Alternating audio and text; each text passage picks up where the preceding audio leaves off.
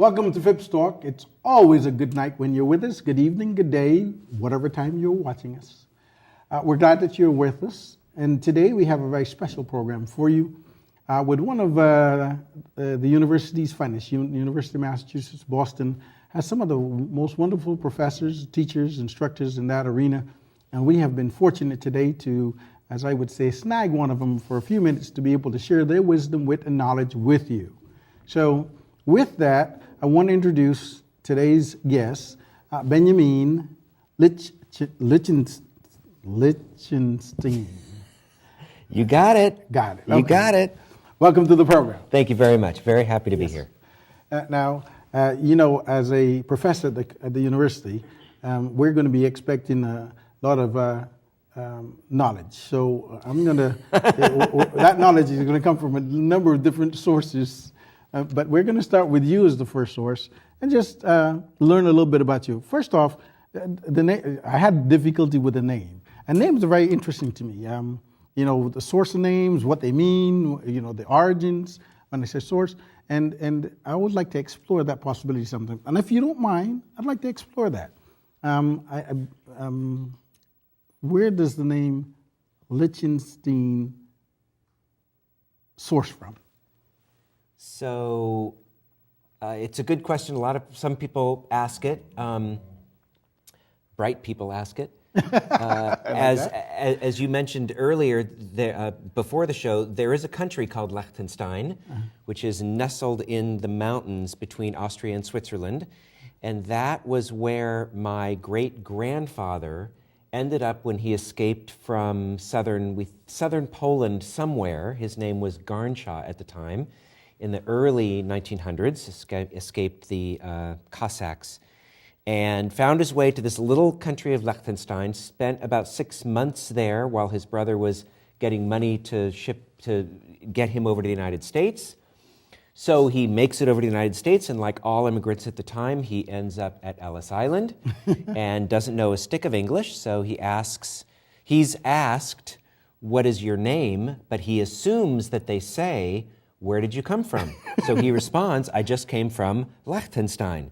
And they write down the name, L-I-C-H, whatever it is. And a couple weeks later, apparently his brother said, "They've changed your name."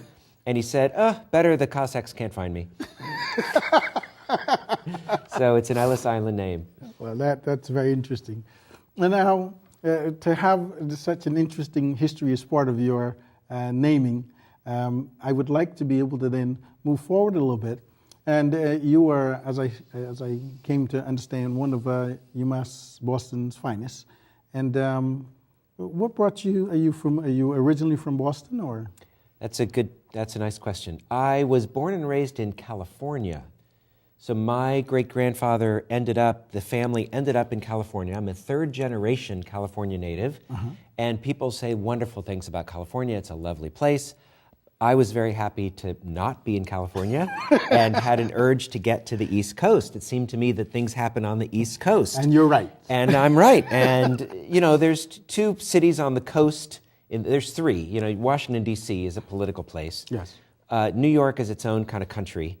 And so there's Boston. And many people compare San Francisco and Boston. Yes. So I drove my 78 Chevy Malibu from California after I got my degree at UC Santa Cruz. Wow. And landed in Boston 1988 and immediately knew it was home and have been here or very close to here ever since. Awesome.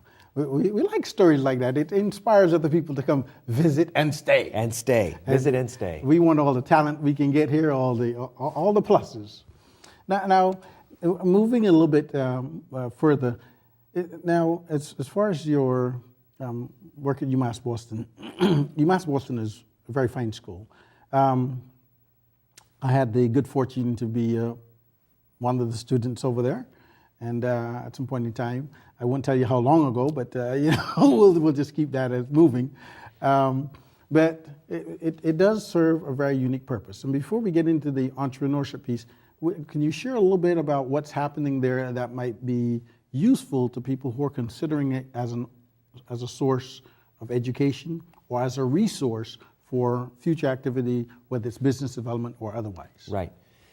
So UMass Boston is the public university in the city, in the region. There is, of course, UMass Lowell and Dartmouth farther out, and certainly community colleges. But in terms of a four-year university, it's the public university, and as such, it has grown tremendously over the past even 10 years.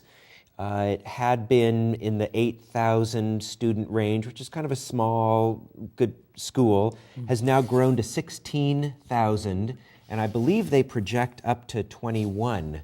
So it will rival the other large schools in Boston. What that means is more students, more faculty, more programs, more kind of diverse opportunities to engage in education across a wide spectrum of fields. Wow.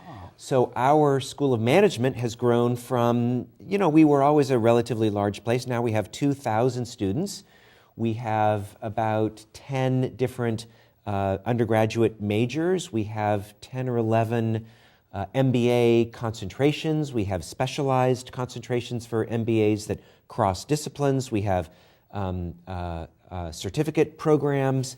We now have an online component, University College, which gives other kinds of degrees and allows different types of access, including hybrid courses where you do some of the courses on campus and some of the courses online.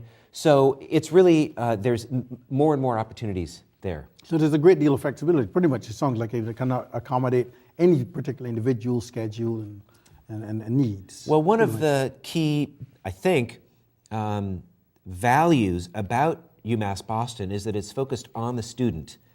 A lot of universities focus on the faculty and on the research that faculty do there, and it's not to say that UMass does not support us. I feel very supported, and I feel very engaged in my research, in my department, and the college is putting out really interesting research, very relevant research that hopes to make the world a better place. But the emphasis is really on how can we serve the students.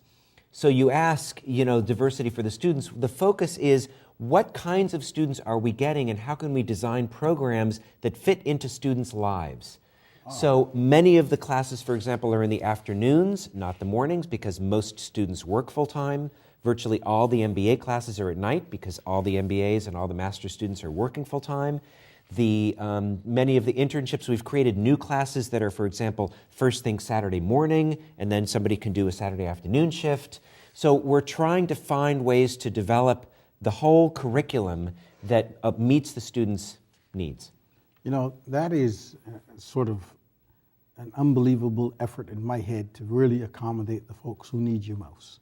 And I'm really proud to sort of hear that and know that it's happening in our community, and folks in the community here can benefit from that in a very grand way. And I would add, it's one of the qualities of the faculty that both make the education, I think, so positive for students, but also keeps the faculty, is this commitment to serve students, commitment to serve the community. It's very much a public service kind of place. So the kinds of faculty that are drawn there, like myself, are interested in serving students and are interested in improving the quality of life, the economy, the culture here in the Boston region. And that's